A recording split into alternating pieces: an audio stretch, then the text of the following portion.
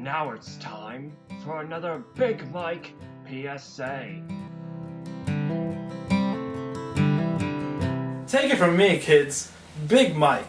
There's something out there that I need to address right about now. It's pretty much over with, but I feel the need to get it out. It's this whole Harry Potter phenomenon that's been going on over the last 10 years whatsoever. I don't know the exact time, but it's all the stuff that's been going on. Now, honestly, I've only seen, I think, maybe 4 or 5 of the movies out of the series. There's good reason behind it, pretty much involving the hooker I go to. We go back to her place, and she puts it on for her kids while we're doing stuff. She calls it their babysitter. And then the one time I was actually leaving, because we finished early, and the movie was rolling, so I decided to sit down and watch it. And every time, after that, I would sit down and watch the movie with the kids. So usually, start to finish, I was usually about 20 minutes into the movie. So, to let you know, that's how I came across Harry Potter. Watching it, I've had a few weird questions and a few weird things that I looked up on the internet. First thing I found out is that apparently wizards are gay. And if you don't believe me, you can look it up. Dumbledore is gay. However, if you're at work, you might not want to Google search gay Dumbledore, because you're just going to see a whole lot of things you don't need to see. Wrinkly balls. Mostly is what the problem is. Now, I kind of predicted this from the beginning when I saw that there was a scene where Dumbledore was teaching Harry Potter how to use his wand, his penis. And then there was another whole movie dedicated to Dumbledore and Harry Potter's Chamber of Secrets, which I'm pretty sure is just code for butt sex. Lots and lots of butt sex. Now, they never out front say this in any of the movies or the books that I've skimmed or read the cliff notes of, but it's pretty much there that Dumbledore, Harry, and every other male character in that book were pretty much banging each other. I don't know what the girls were doing. That's their own thing. Anyhow, the reason why I think this is so is because I'm pretty sure the author of this book is actually, this is an interesting fact to hear, but it's actually a woman. And honestly, I don't believe she was behind it.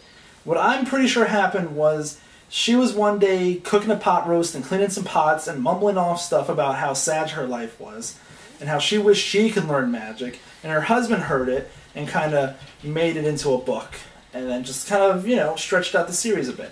The reason why I'm believing this is because it personally, it's hard for me to come to grips with the idea that a woman could create anything besides a baby or a delicious sandwich. And in some cases, both at the same time.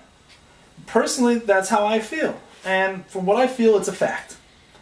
Now, to get that all out of the way, to give you a little context, I want to jump into one of my main concerns is that this whole Hogwarts magical journey place, it lives right next door to us. And apparently, they don't want us to know they exist. So, within all the books and movies, there's this evil guy running around trying to destroy magical land, who's probably going to try and take over human land, and they don't want us to know about it. I think that's some very important stuff to know. Anyhow, there's also a couple other things that I'm pretty sure lean towards the idea that wizards hate humans. The main thing being that the wizards, from what I've seen, can create food and bread and whatever they need to take care of themselves. So my question is, why don't they just create 1 billion loaves of bread and 1 billion bags of rice, ship them over to human world to wipe out world hunger? Nope, because wizards don't care about us. They have all these weird potions and spells to help cure people who are sick and break and set bones back into place. They don't give that to us. So clearly wizards just want us to break our shins. I don't know. Maybe wizards aren't all that bad. Gandalf was kind of cool, but that's a whole different debate right there. My point being, these wizards don't care about humans. Furthermore, I don't see what would stop one of the wizards from sneaking a gun into Hogwarts and just maybe popping a couple caps. Honestly, from what I've seen, the wizards have one wand to do all their magic spells with. They point them in one direction, and that's it. So what would stop someone from, say, sneaking up behind Harry Potter with a hammer and bashing his skull in? As far as I'm concerned, nothing. But hey, What can you expect? A woman wrote it. So she probably didn't think about all these cool, important ideas. Lastly, there's a bit of a subtext that I think needs to be addressed about this whole thing. That being, everybody who starts at Hogwarts are pretty young.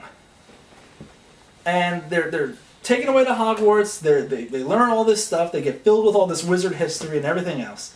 Sounds like something pretty serious to me.